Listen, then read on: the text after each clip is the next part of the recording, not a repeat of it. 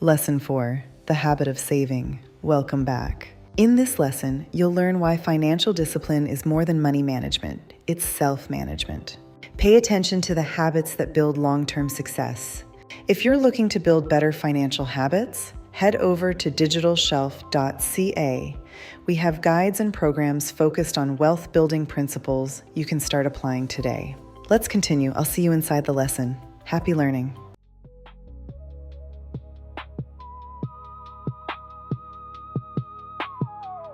Confer upon the child is that of helping the child to help itself. The Law of Success, Lesson 4. The habit of saving. Man is a combination of flesh, bone, blood, hair, and brain cells. These are the building materials out of which he shapes, through the law of habit, his own personality. To advise one to save money without describing how to save would be somewhat like drawing the picture of a horse and writing under it, "This is a horse." It is obvious to all that the saving of money is one of the essentials for success. But the big question uppermost in the minds of the majority of those who do not save is, how can I do it? The saving of money is solely a matter of habit. For this reason, this lesson begins with a brief analysis of the law of habit. It is literally true that man, through the law of habit, shapes his own personality. Through repetition, any act indulged in a few times becomes a habit, and the mind appears to be nothing more than a mass of motivating forces growing out of our daily habits. When once fixed in the mind, a habit voluntarily impels one to action. For example, follow a given route to your daily work or to some other place that you frequently visit, and very soon the habit has been formed, and your mind will lead you over that route without thought on your part. Moreover, if you start out with the intention of traveling in another direction, without keeping the thought of the change in routes constantly in mind, you will find yourself following the old route. Public speakers have found that the telling over and over again of a story, which may be based upon pure fiction, brings into play the law of habit, and very soon they forget whether the story is true or not. Walls of limitation, built through habit. Millions of people go through life in poverty and want because they have made destructive use of the law of habit. Not understanding either the law of habit or the law of attraction, through which like attracts like, those who remain in poverty seldom realize that they are where they are as the result of their own acts. Fix in your mind the thought that your ability is limited to a given earning capacity, and you will never earn more than that, because the law of habit will set up a definite limitation of the amount you can earn. Your subconscious mind will accept this limitation, and very soon you will feel yourself slipping until finally you will become so hedged in by fear of poverty, one of the 6 basic fears, that opportunity will no longer knock at your door. Your doom will be sealed, your fate fixed. Formation of the habit of saving does not mean that you shall limit your earning capacity. It means just the opposite, that you shall apply this law so that it not only conserves that which you earn in a systematic manner, but it also places you in the way of greater opportunity and gives you the vision, the self-confidence, the imagination, the enthusiasm, the initiative and leadership actually to increase your earning capacity. Stating this great law in another way, when you thoroughly understand the law of habit, you may ensure yourself success in the great game of money-making by playing both ends of that game against the middle. You proceed in this manner. First, through the law of definite chief aim, you set up, in your mind, an accurate, definite description of that which you want, including the amount of money you intend to earn. Your subconscious mind takes over this picture, which you have created, and uses it as a blueprint, chart, or map by which to mold your thoughts and actions into practical plans for attaining the object of your chief aim or purpose. Through the law of habit, you keep the object of your definite chief aim fixed in your mind, in the manner described in Lesson 2, until it becomes firmly and permanently implanted there. This practice will destroy the poverty consciousness and set up in its place a prosperity consciousness. You will actually begin to demand prosperity. You will begin to expect it. You will begin to prepare yourself to receive it and to use it wisely, thus paving the way or setting the stage for the development of the habit of saving. Second, having in this manner increased your earning power, You will make further use of the law of habit by provision in your written statement of your definite chief aim for saving a definite proportion of all the money you earn. Therefore, as your earnings increase, your savings will, likewise, increase in proportion. By ever urging yourself on and demanding of yourself increased earning power, on the one hand, and by systematically laying aside a definite amount of all your earnings, on the other hand, you will soon reach the point at which you have removed all imaginary limitations from your own mind, and you will then be well started on the road toward financial independence. Nothing could be more practical or more easily accomplished than this. Reverse the operation of the law of habit by setting up in your mind the fear of poverty, and very soon this fear will reduce your earning capacity until you will be barely able to earn sufficient money to take care of your actual necessities. The publishers of newspapers could create a panic in a week's time by filling their columns with news items concerning the actual business failures of the country, despite the fact that but few businesses compared to the total number in existence actually fail. The so-called crime waves are very largely the products of sensational journalism.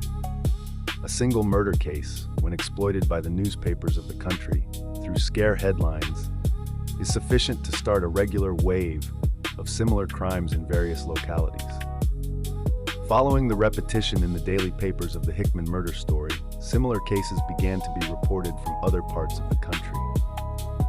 We are the victims of our habits, no matter who we are or what may be our life calling. Any idea that is deliberately fixed in the mind, or any idea that is permitted to set itself up in the mind as the result of suggestion, environment, the influence of associates, etc., is sure to cause us to indulge in acts which conform to the nature of the idea, form the habit of thinking and talking of prosperity and abundance, and very soon material evidence of these will begin to manifest itself in the nature of wider opportunity and new and unexpected opportunity. Like attracts like. If you are in business and have formed the habit of talking and thinking about business being bad, business will be bad. One pessimist, providing he is permitted to continue his destructive influence long enough, can destroy the work of half a dozen competent men, and he will do it by setting adrift in the minds of his associates the thought of poverty and failure. Don't be this type of man or woman. One of the most successful bankers in the state of Illinois has this sign hanging in his private office. You are a human magnet, and you are constantly attracting to you people whose characters harmonize with your own. 10. We talk and think only of abundance here. If you have a tale of woe, please keep it, as we do not want it. No business firm wants the services of a pessimist, and those who understand the law of attraction and the law of habit will no more tolerate the pessimist than they would permit a burglar to roam around their place of business, for the reason that one such person will destroy the usefulness of those around him. In tens of thousands of homes, the general topic of conversation is poverty and want, and that is just what they are getting. They think of poverty, they talk of poverty, they accept poverty as their lot in life. They reason that because their ancestors were poor before them, they also must remain poor. The poverty consciousness is formed as the result of the habit of thinking of and fearing poverty. Lo, the thing I had feared has come upon me. The slavery of debt. Debt is a merciless master, a fatal enemy of the savings habit. Poverty, alone, is sufficient to kill off ambition, destroy self-confidence, and destroy hope, but add to it the burden of debt, and all who are victims of these two cruel taskmasters are practically doomed to failure. No man can do his best work, no man can express himself in terms that command respect, no man can either create or carry out a definite purpose in life, with heavy debt hanging over his head. The man who is bound in the slavery of debt is just as helpless as a leaven the slave who is bound by ignorance or by actual chains. The author has a very close friend whose income is $1,000 a month. His wife loves society and tries to make a $20,000 showing on a $12,000 income, with the result that this poor fellow is usually about $8,000 in debt. Every member of his family has the spending habit, having acquired this from the mother. The children, 2 girls and 1 boy, are now of the age when they are thinking of going to college, but this is impossible because of the father's debts. The result is dissension between the father and his children, which makes the entire family unhappy and miserable. It is a terrible thing, even to think of going through life like a prisoner in chains, bound down and owned by somebody else on account of debts. The accumulation of debts is a habit. It starts in a small way and grows to enormous proportions slowly, step by step, until finally it takes charge of one's very soul. Thousands of young men start their married lives with unnecessary debts hanging over their heads and never manage to get out from under the load. After the novelty of marriage begins to wear off, as it usually does, the married couple begin to feel the embarrassment of want. And this feeling grows until it leads, oftentimes, to open dissatisfaction with one another, and eventually to the divorce court. A man who is bound by the slavery of debt has no time or inclination to set up or work out ideals, with the result that he drifts downward with time until he eventually begins to set up limitations in his own mind, and by these he hedges himself behind prison. 12. Walls of fear and doubt from which he never escapes. No sacrifice is too great to avoid the misery of debt. Think of what you owe yourself and those who are dependent upon you, and resolve to be no man's debtor, is the advice of one very successful man whose early chances were destroyed by debt. This man came to himself soon enough to throw off the habit of buying that which he did not need, and eventually worked his way out of slavery. Most men who develop the habit of debt will not be so fortunate as to come to their senses in time to save themselves, because debt is something like quicksand, in that it has a tendency to draw its victim deeper and deeper into the mire. The fear of poverty is one of the most destructive of the 6 basic fears described in Lesson 3.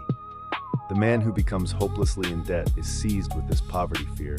His ambition and self-confidence become paralyzed, and he sinks gradually into oblivion.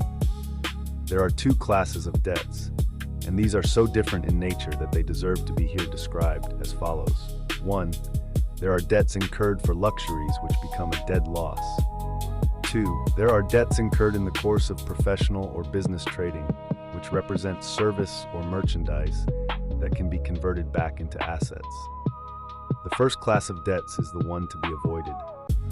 The second class may be indulged in, providing the one incurring the debts uses judgment and does not go 13 beyond the bounds of reasonable limitation. The moment one buys beyond his limitations, he enters the realm of speculation, and speculation swallows more of its victims than it enriches. Practically all people who live beyond their means are tempted to speculate with the hope that they may recoup, at a single turn of the wheel of fortune, so to speak, their entire indebtedness. The wheel generally stops at the wrong place, and, far from finding themselves out of debt, such people as indulge in speculation are bound more closely as slaves of debt. The fear of poverty breaks down the willpower of its victims, and they then find themselves unable to restore their lost fortunes. And what is still more sad, they lose all ambition to extricate themselves from the slavery of debt. Hardly a day passes that one may not see an account in the newspapers of at least one suicide as the result of worry over debts. The slavery of debt causes more suicides every year than all other causes combined, which is a slight indication of the cruelty of the poverty fear. During the war, millions of men faced the front-line trenches without flinching, knowing that death might overtake them any moment. Those same men, when facing the fear of poverty, often cringe and out of sheer desperation, which paralyzes their reason, sometimes commit suicide. The person who is free from debt may whip poverty and achieve outstanding financial success. But if he is bound by debt, such achievement is but a remote possibility and never a probability. Fear of poverty is a negative, destructive state of 14 mind. Moreover, one negative state of mind has a tendency to attract other similar states of mind. For example, the fear of poverty may attract the fear of 111 health, and these two may attract the fear of old age, so that the victim finds himself poverty-stricken, in ill health, and actually growing old long before the time when he should begin to show the signs of old age. Millions of untimely, nameless graves have been filled by this cruel state of mind known as the fear of poverty. Less than a dozen years ago, a young man held a responsible position with the City National Bank of New York City. Through living beyond his income, he contracted a large amount of debts, which caused him to worry until this destructive habit began to show up in his work, and he was dismissed from the bank's service. He secured another position at less money, but his creditors embarrassed him, so that he decided to resign and go away into another city, where he hoped to escape them until he had accumulated enough money to pay off his indebtedness. Creditors have a way of tracing debtors, so very soon they were close on the heels of this young man, whose employer found out about his indebtedness and dismissed him from his position. He then searched in vain for employment for 2 months. One cold night, he went to the top of one of the tall buildings on Broadway and jumped off. Debt had claimed another victim. 15. How to master the fear of poverty. To whip the fear of poverty, one must take 2 very definite steps, providing one is in debt. First, quit the habit of buying on credit and follow this by gradually paying off the debts that you have already incurred. Being free from the worry of indebtedness, you are ready to revamp the habits of your mind and redirect your course toward prosperity. Adopt, as a part of your definite chief aim, the habit of saving a regular proportion of your income, even if this be no more than a penny a day. Very soon this habit will begin to lay hold of your mind, and you will actually get joy out of saving. Any habit may be discontinued by building in its place some other and more desirable habit. The spending habit must be replaced by the saving habit by all who attain financial independence. Merely to discontinue an undesirable habit is not enough, as such habits have a tendency to reappear unless the place they formerly occupied in the mind is filled by some other habit of a different nature.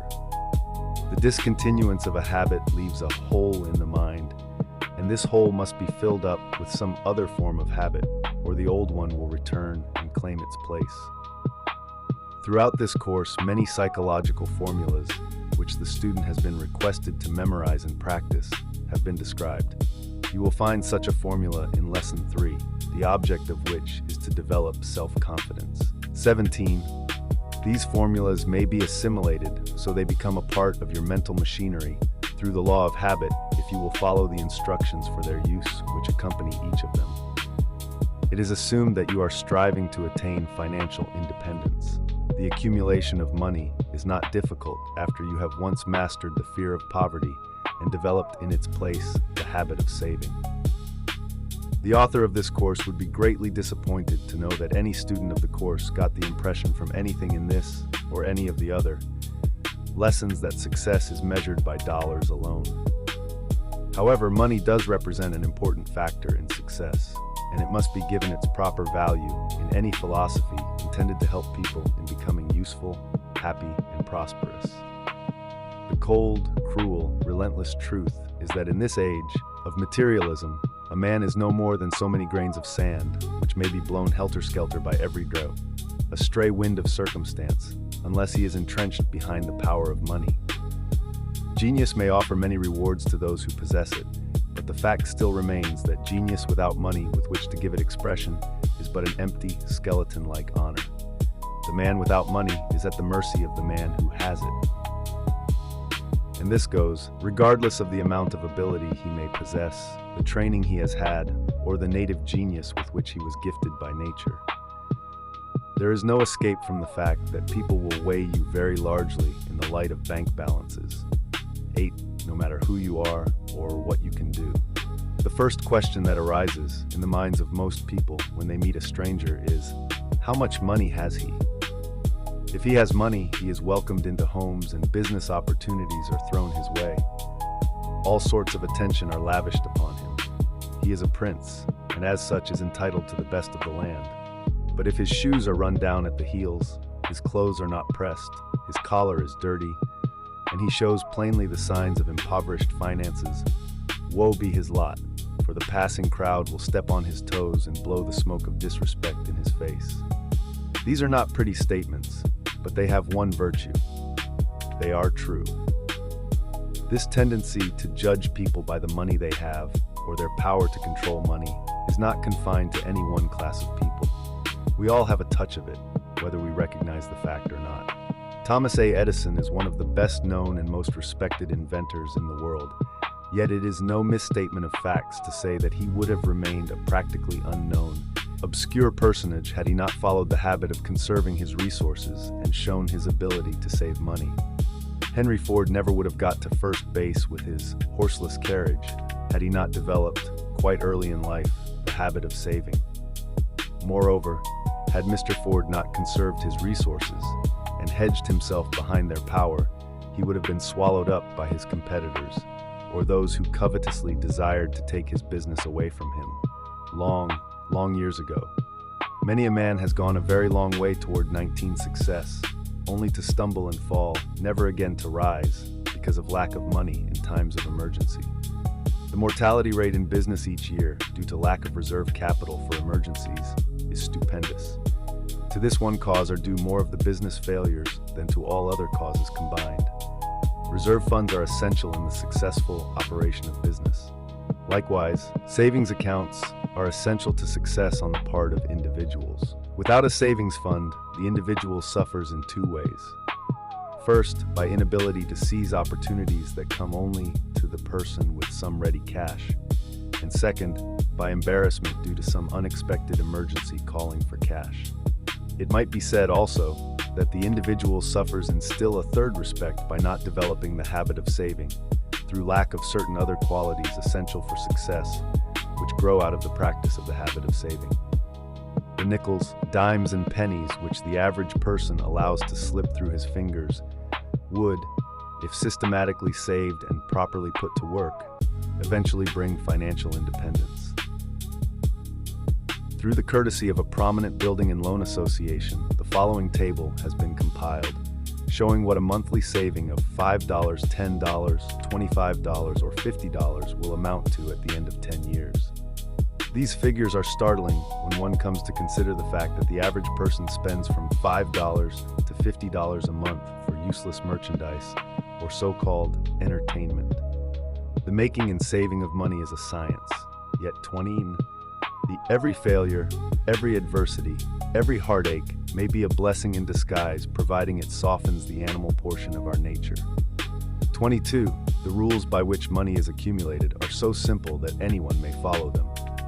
The main prerequisite is a willingness to subordinate the present to the future, by eliminating unnecessary expenditures for luxuries. A young man who was earning only $20 a week as chauffeur for a prominent New York banker was induced by his employer to keep an accurate account of every cent he spent for 1 week. The following is an itemized list of his expenses. Cigarettes, 75 cents, chewing gum, 30, soda fountain, 1, cigars for associates, 150, moving picture show, 1 burr, shaves including tips, 6, newspaper daily and Sunday, 22 shoe shines, 30, $7.47, board and room, 12, money on hand, 53, $20. These figures tell a tragic story which might as well apply to thousands of other people as to the young man who kept this account. His actual savings out of $20 were only 53 cents. He spent $7.47 for items, every one of which could have been greatly reduced, and most of which could have been eliminated entirely. In fact, by shaving himself in 23, shining his own shoes, he could have saved every cent of the $7.47. Now turn to the table made up by the Building and Loan Association and observe what the saving of $7.47 in a week would amount to. Suppose the amount this young man actually saved had been only $25 a month. The saving would have increased to the snug sum of $5,000 by the end of the first 10 years. The young man in question was 21 years old at the time he kept this expense account. By the time he reached the age of 31 years, he could have had a substantial amount in the bank had he saved $25 a month, and this saving would have brought him many opportunities that would have led directly to financial independence. Some who are short-sighted, pseudo-philosophers, are fond of pointing to the fact that no one can become rich merely by saving a few dollars a week. This may be true enough as far as the reasoning goes, which is not very far. But the other side of the story is that the saving of even a small sum of money places one in position where oftentimes this small sum may enable one to take advantage of business opportunities which lead directly and quite rapidly to financial independence. The foregoing table, showing what a saving of $5 a month will amount to at the end of 10 years, should be copied and pasted on your mirror, where it will stare you in the face every morning when you get up and every night as you retire, providing you have not already acquired the habit of systematic saving of money. This table should be reproduced in letters and figures an inch tall and placed on the walls of every 24 public school throughout the land, where it might serve as a constant reminder to all school children of the value of the savings habit. Some years ago, before giving serious thought to the value of the savings habit, this author made up an account of the money which had slipped through his fingers. The amount was so alarming that it resulted in the writing of this lesson and adding the habit of saving as one of the 15 laws of success. Following is an itemized statement of this account. $4,000 inherited, invested in automobile supply business with a friend who lost the entire amount in 1 year. $3,600 extra money earned from sundry writing for magazines and newspapers, all spent uselessly. $30,000, $3,400, $6,000 earned from training. 3,000 salesmen with the aid of the law of success philosophy invested in a magazine which was not a success because there was no reserve capital back of it.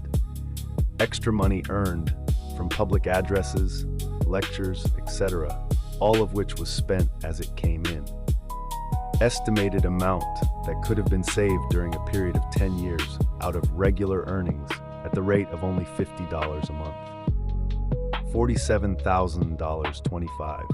This amount, had it been saved and invested as received in building and loan associations or in some other manner that would have earned compound interest, would have grown into the sum of $94,000 at the time this lesson is being written. The author is not a victim of any of the usual habits of dissipation, such as gambling, drinking, and excessive entertaining. It is almost unbelievable that a man whose habits of living are reasonably moderate could spend $47,000 within a little over 10 years without having anything to show for the money. But it can be done. A capital reserve of $94,000, working at compound interest, is sufficient to give any man all the financial freedom he needs. I recall one occasion when the president of a large corporation sent me a check for $500 for an address I delivered at a banquet given to the employees. And I distinctly recall what went through my mind when I opened the letter and saw the check. I had wanted a new automobile, and this check was exactly the amount required for the first payment. I had it spent before it had been in my hands 30 seconds. Perhaps this is the experience of the majority of people. They think more of how they are going to spend what they have than they do about ways and means of saving. The idea of saving, and the self-control and self-sacrifice which must accompany it, is always accompanied by thoughts of an unpleasant nature. But oh, how it does thrill one to think of spending. There is a reason for this, and that reason is the fact that most of us have developed the habit of spend 26ing while neglecting the habit of saving. And any idea that frequents the human mind but seldom is not as welcome as that which frequents it often. In truth, the habit of saving can be made as fascinating as the habit of spending, but not until it has become a regular, well-grounded, systematic habit. We like to do that which is often repeated, which is but another way of stating what the scientists have discovered, that we are victims of our habits. The habit of saving money requires more force of character than most people have developed, for the reason that saving means self-denial and sacrifice of amusements and pleasures in scores of different ways. For this very reason, one who develops the savings habit acquires at the same time many of the other needed habits which lead to success, especially self-control, self-confidence, courage, poise, and freedom from fear. How much should one save? The first question that will arise is, how much should one save? The answer cannot be given in a few words, for the amount one should save depends upon many conditions, some of which may be within one's control and some of which may not be. Generally speaking, a man who works for a salary should apportion his income about as follows: Savings account 20% living, clothes, food, and shelter. 50% education, 10% recreation, 10% life insurance, 10% 100%, he said. Careful analysis of 178 men who are known to be successful disclosed the fact that all had failed many times before arriving. 28. The following, however, indicates the approximate distribution which the average man actually makes of his income. Savings account, nothing. Living, clothes, food, and shelter, 60%, education, 0%, recreation, 35% life insurance, 5%, 100%. Under the item of recreation is included, of course, many expenditures that do not really recreate, such as money spent for alcoholic drinks, dinner parties, and other similar items which may actually serve to undermine one's health and destroy character. An experienced analyst of men has stated that he could tell very accurately, by examining a man's monthly budget, what sort of a life the man is living. Moreover, that he will get most of his information from the one item of recreation. This, then, is an item to be watched as carefully as the greenhouse keeper watches the thermometer which controls the life and death of his plants. Those who keep budget accounts often include an item called entertainment, which, in a majority of cases, turns out to be an evil because it depletes the income heavily, and when carried to excess, depletes also the health.